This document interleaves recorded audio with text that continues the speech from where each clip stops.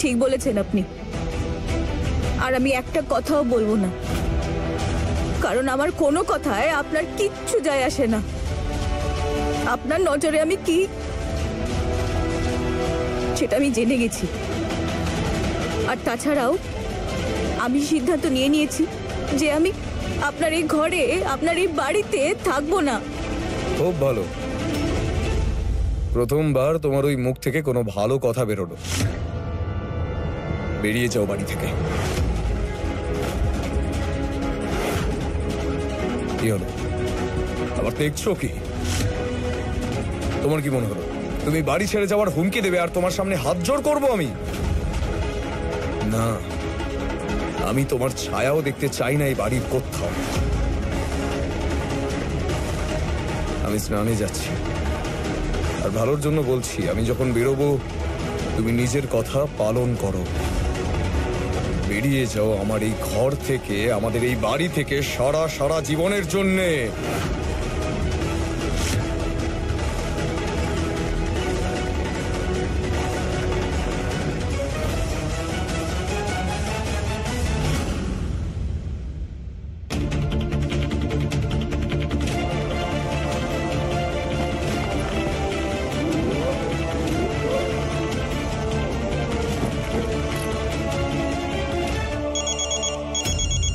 আমার ফোন?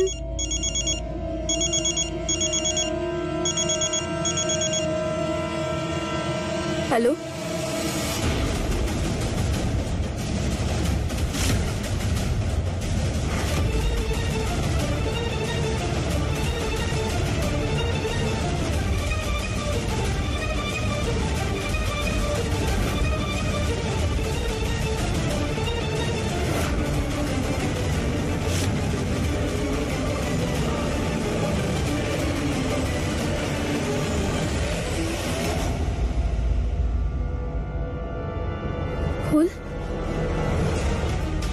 কি হয়েছে তোমার? তোমার শরীর এইভাবে কাঁপছে কেন? আমাকে যেতেই হবে। আরে এক মিনিট, সে না হয় যাবে, কিন্তু কাঁপছো কেন? কি হয়েছে? কোথায় যাবে? আমার বাড়ি থেকে ফোন এসেছিল, মায়ের শরীর ঠিক নেই, আমাকে বাড়ি যেতে হবে, আমাকে যেতে হবে। শোনো, দেখো ফুল, তুমি একা যেতে পারবে না ওখানে। মা ঠাকুরন জানতে পারলে খুব রাগ করবেন। আমিও যাব তোমার সঙ্গে। কিন্তু তুমি কেন? আমি থাকলে তোমার সুবিধাই হবে। মা ঠাকুরন যখন বাড়িতে ফিরে আসবেন আর এসে যখন জানতে পারবেন যে তুমি একা কোথাও বেরিয়েছো, তাহলে খুব রাগ করবেন। আমি জয়তিকে বলে দেবো যে মা ঠাকুরন এলে যেন বলে দেয়, যেন চিন্তা না করে। তোমার মায়ের কষ্ট তো আমারও কষ্ট, আর মায়ের কষ্ট আমার থেকে ভালো কে আর বুঝবে বলো? আমি এটা জানি যে যা কিছু ঘটছে তারপরে আমার সঙ্গে কোথাও যেতে তোমার একটু দোনমনা হবে, কিন্তু আমার কথাটা শোনো, আমি গেলে তোমার লাভই হবে। আমি তোমার সাথে যাই ফুল।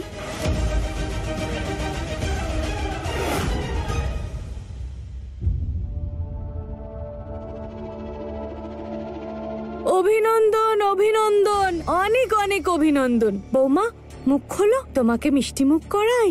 নাও নাও, খাও। মা, কিসের জন্য অভিনন্দন দিচ্ছ? বাবা, তুমি তো জেগেও ঘুমোচ্ছ, কিন্তু আমার তো চোখ কান দুটোই খোলা। আমি তো দেখতে পাচ্ছি এই বাড়িতে কি কি হচ্ছে, তাই অভিনন্দন তো জানাতেই হবে। তুমি কাকু আর তুমি কাকি হতে চলেছো।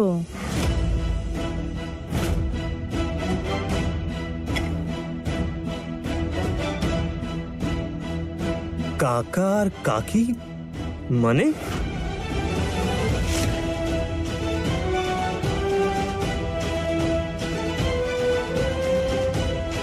শুধু শুনিয়ে দেখছিলাম যে মাথায় কিছু আছে নাকি মাথাটা পুরোপুরি খালি।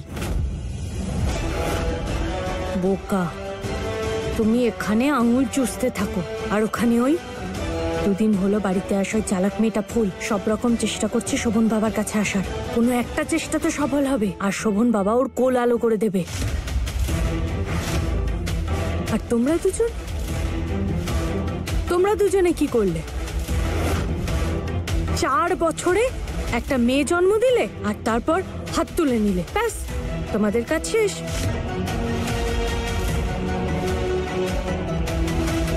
শোনো বৌমা, একটা ছেলেও জন্ম দিতে পারলে না তুমি। কিন্তু মা, এটার কোথায় গ্যারান্টি আছে যে ওদেরও ছেলেই হবে? হতে পারে ওরা ফুলের প্রদীপ নয়, মোমবাতি, মানে মেয়ে জন্ম নিতে পারে। সত্যি বলছি বাবা, বোকামির জন্য যদি কোনো মেডেল হতো না, তাহলে আমি নিজে এসে তোমাকে সেই মেডেল পরিয়ে দিতাম। আরে লাট সাহেব, ওই মেয়েটার সঙ্গে শোভন বাবার এই কারণেই বিয়ে হয়েছে যে ওদের কুষ্টিতে ছেলে সন্তানের যোগ আছে। আর এই যে আমাদের বৌমা, আমার উচিত ছিল তোমার কুষ্টিতে পুত্র সন্তানের যোগ আছে কিনা সেটা দেখে আমার ছেলের সাথে বিয়ে দেওয়ার।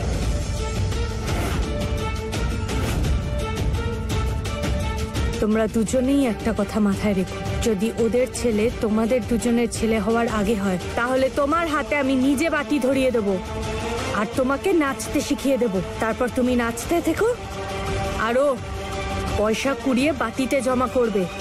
কিন্তু মা, আমরা করছি তো চেষ্টা। চেষ্টা? এটা চাঁদে যাওয়ার মতো এমন কোনো ব্যাপার না যে বছরের পর বছর চেষ্টাই করতে থাকবে। বাবা, এবার আর কোনো চেষ্টা নয়, আমার নাতি চাই যে এই বাড়িতে আমার জায়গা মা ঠাকুরনের থেকেও উঁচুতে করে দেবে।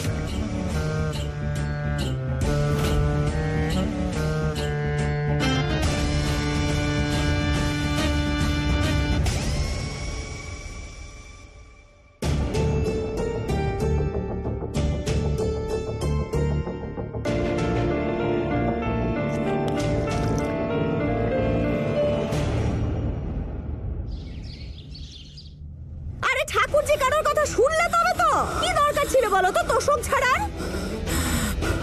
যখন জানে যে ধুলোতে অবস্থা খারাপ হয়ে যায়, কিন্তু না, শুনবে না তো কারোর কথা, শুনবে না তো। ও মামা, মা তো শ্বাস নিতেই পারছে না। ডাক্তার বাবু আসছে না কেন? তুমি ডাকো ডাক্তার বাবুকে। আরে আমি চেষ্টা তো করছি, কিন্তু ডাক্তার তো ফোনই তুলছে না। তাহলে আমরা হাসপাতালে যাই মামা, এখানে থাকাটা ঠিক হবে না। হ্যাঁ ঠিক বলেছিস। আচ্ছা আচ্ছা, দাঁড়া, আমি একটা ব্যবস্থা করছি। দেখি সরে যান আপনারা। ডাক্তার বাবু দেখুন না।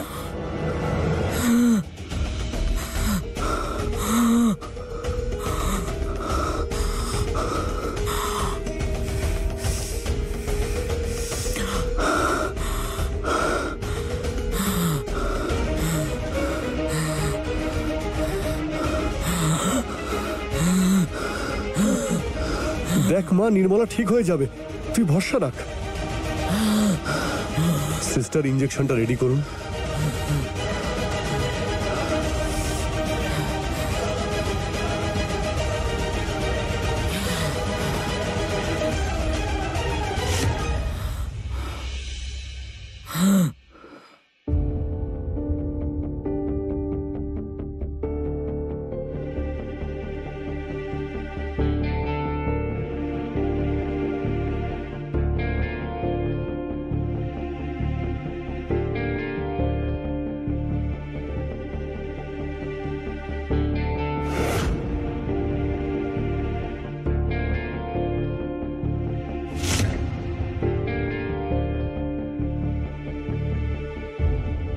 আসলে ওনাকে আমি আগে থেকেই চিনি।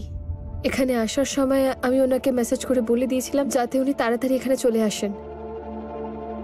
তারা দিদি, তুমি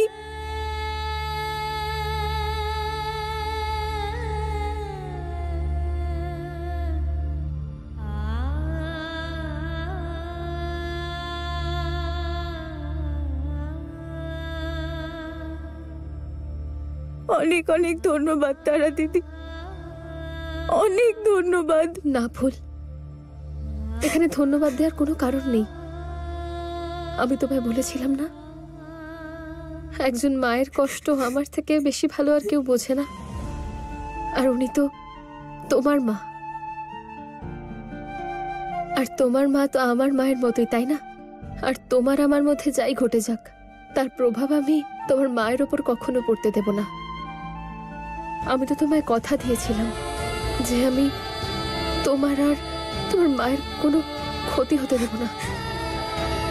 তুমি একদম চিন্তা করো না, তোমার মায়ের জন্য যত ভালো চিকিৎসা দরকার হয় আমি ব্যবস্থা করে দেব। তোমার মায়ের আমি কোনো ক্ষতি হতে দেব না। দেখুন, ওনার অবস্থা একদমই ভালো নয়। ওনার হাঁপানির অ্যাটাক হয়েছে আর বিপিও খুব বেড়ে গেছে। কিন্তু মনে রাখবেন, কোনো রকম টেনশন কিন্তু ওনার জন্য বিপজ্জনক হতে পারে।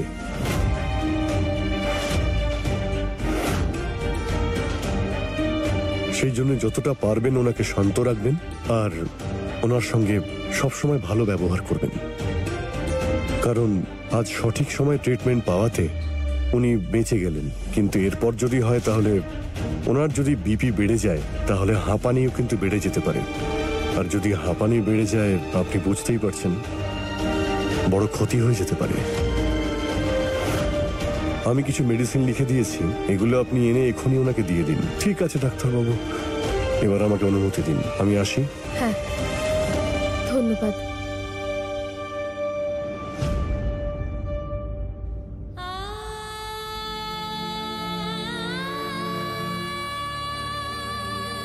না মা, তোমার কিচ্ছু হতে দেব না।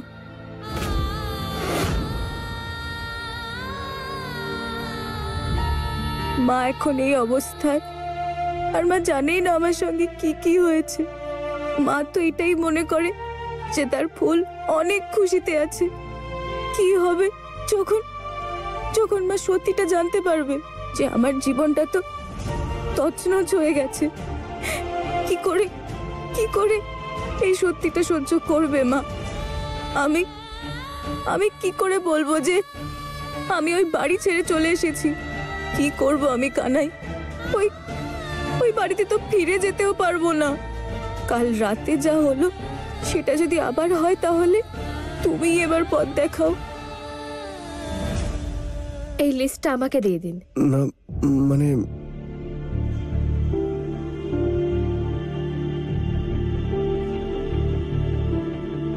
হ্যালো, আমি আপনাকে ওষুধের একটা প্রেসক্রিপশন পাঠাচ্ছি।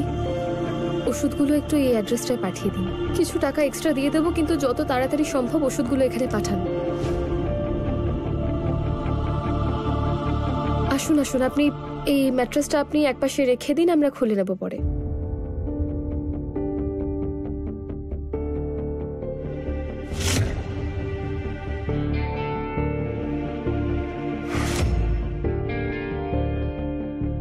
তারা দিদি, এটা কি? এটা নতুন ম্যাট্রেস, যাতে তোমার মা খাটের ময়লা ঝাড়তে গিয়ে আবার অসুস্থ না হয়ে পড়েন। দেখো ফুল, আমিও তো কারোর মেয়ে, তাই আরেকজন মেয়ের মনে তার মাকে নিয়ে কতটা কষ্ট থাকে সেটা বুঝি। বিশেষ করে যখন মেয়ের চোখের সামনেই মা অসুস্থ হয়ে পড়ে থাকে। তোমার কষ্ট যদি আমি না বুঝলাম তাহলে কে বুঝবে ফুল?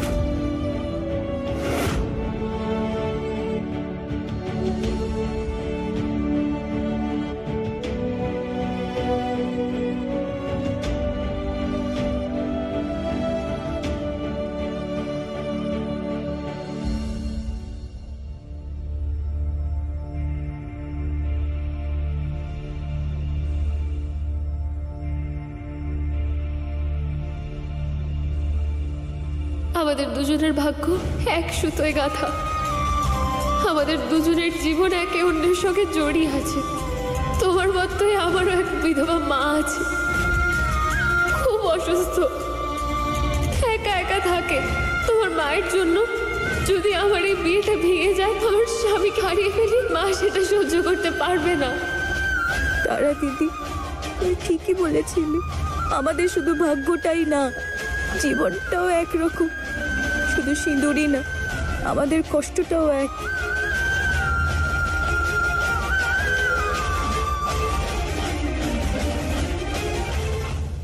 তোমরা দুজনেই একটা কথা মাথায় রেখো, যদি ওদের ছেলে তোমাদের দুজনের ছেলে হওয়ার আগে হয় তাহলে তোমার হাতে আমি নিজে বাটি ধরিয়ে দেব আর তোমাকে নাচতে শিখিয়ে দেব।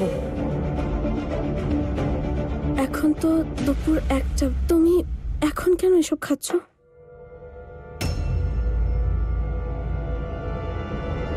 কনে তুলো গুজে বসে আছো নাকি? শুনতে পেলে না মা কি বললো? তাহলে তুমি মায়ের কথাগুলো এতটা গুরুত্ব দিও না। আচ্ছা তা নয় তো আমি কি করব? কি করব বলো? যখন সব আমাদের হাত থেকে চলে যাবে তখন?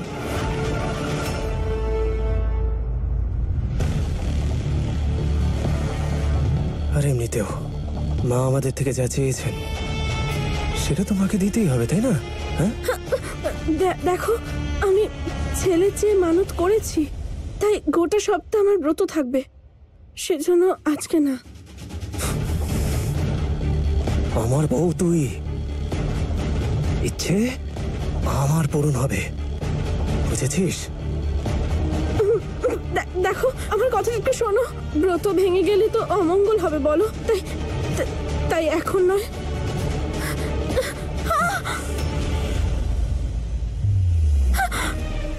আমার মায়ের বলা কথাগুলো সত্যি প্রমাণ করতে চাস নাকি যে আমার কোনো যোগ্যতা নেই? বল বল না। আমার স্ত্রী আমাকে সম্মান করছে না, আমার বলা কথা শুনছে না। বেশ,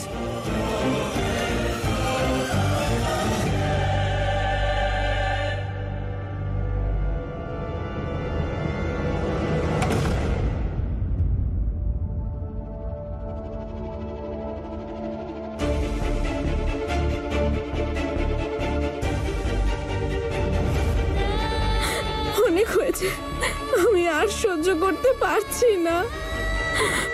আর কতদিন এই ব্যাপারটাকে লুকিয়ে রাখবো?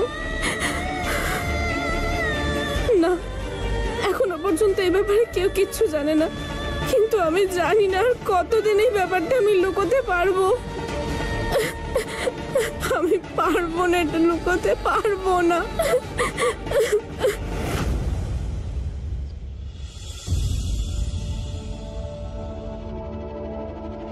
তুই এখানে কেন? তুই এখন শুধুমাত্র এই বাড়ির মেয়ে নোস, ওই বাড়ির বৌমাও বটে। তুমি এসব এখন বাদ দাও, শুধু তোমার খেয়াল রাখো আমি যে অধিকার এখানে বড় হয়েছি সেই অধিকারেই থাকবো। আমি তোমাকে ছেড়ে কোথাও যাব না। না না, এইসব বলিস না সোনা, তোর এখন বিয়ে হয়ে গেছে, নানান লোকে নানান কথা বলবে, আর তোর শ্বশুর বাড়ির লোকেরা রাগ করবে। সোনা, তুই যদি চাস আমি ভালো থাকি, তাহলে তুই শ্বশুর বাড়ি ফিরে যা।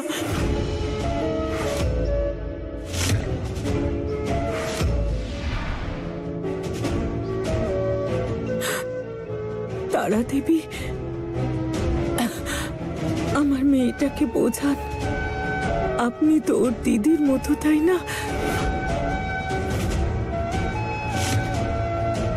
আপনি আমার মেয়েটাকে একটু বোঝান না যে বিয়ের পর শ্বশুর বাড়ির থেকে বড় আর কিচ্ছু হয় না।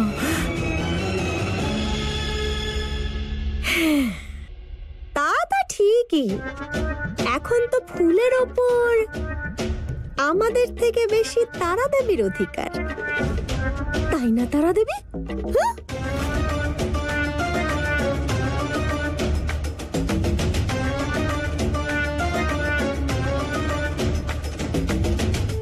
নির্মলা দেবী, আপনি দুশ্চিন্তা করবেন না, আপনার মেয়ে খুব বুদ্ধিমতী, আর ও আপনাকে খুব ভালোবাসে, আর ও নিজের কর্তব্য সম্পর্কেও অবগত। ও কখনো এরকম কোনো কাজ করবে না যাতে আপনার এবং এই বাড়ির বড়দের কোনো অসম্মান হয়। ও যতটা আপনাদের মেয়ে, ততটাই শ্বশুর বাড়ির বউ। ঠিক বললাম তো ফুল?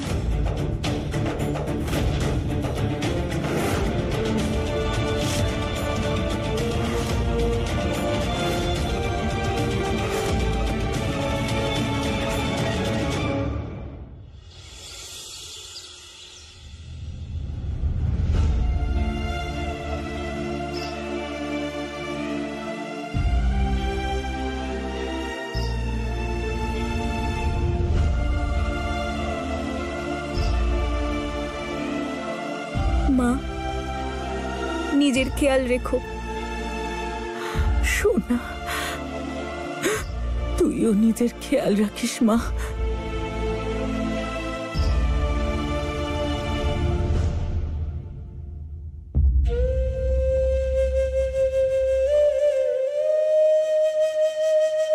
মা, মামা আমাকে ফোন করে মায়ের শরীরের খবর দিতে থাকবে। ঠিক আছে মা।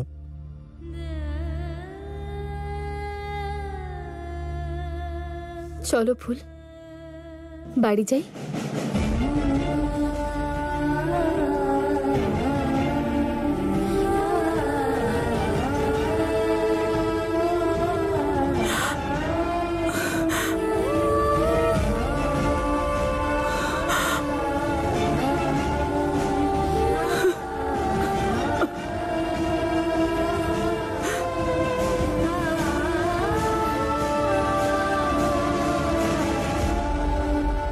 তুমি ঠিকই বলেছিলে তারা দিদি, একজন মেয়ে আরেকজন মেয়ের দুঃখটা বুঝেছে।